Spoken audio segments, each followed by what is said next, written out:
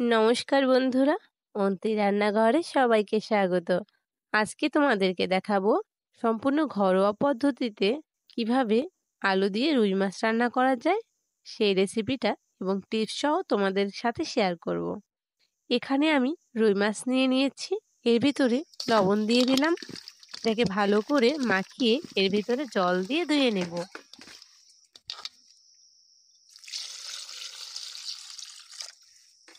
এদিকে আমি আলুগুলো এইভাবে কেটে ধুয়ে নিয়েছি।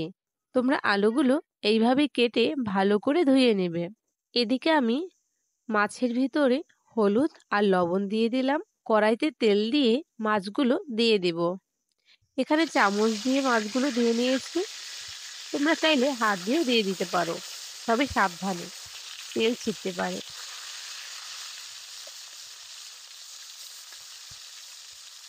এইভাবে আমি সব মাছ ভেজে নেব।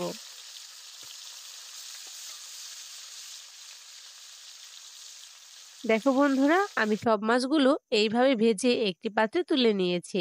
ওই তেলের ভিতরে জিরে দিয়ে দিলাম আর 3টে তেজপাতা দিয়ে দিলাম। এবার এর ভেতরে আলুগুলো দিয়ে দিব।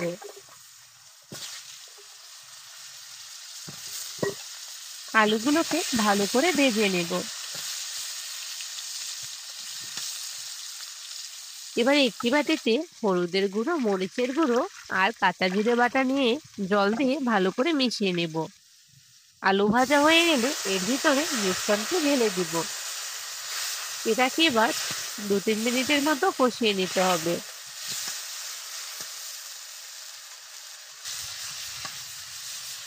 তারপর এর ভিতরে জল দিয়ে দিব পরিমাণ মতো।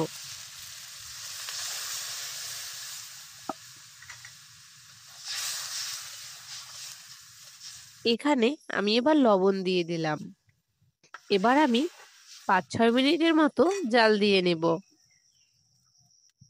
দেখো বন্ধুরা, ঝোলটা অনেকটাই হয়ে এসেছে।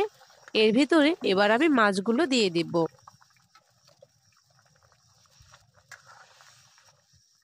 4-5 মিনিট পরে এর ভিতরে আমি জিরা গুঁড়ো দিয়ে দিলাম আর দারচিনি বাটা দিয়ে দিয়েছি।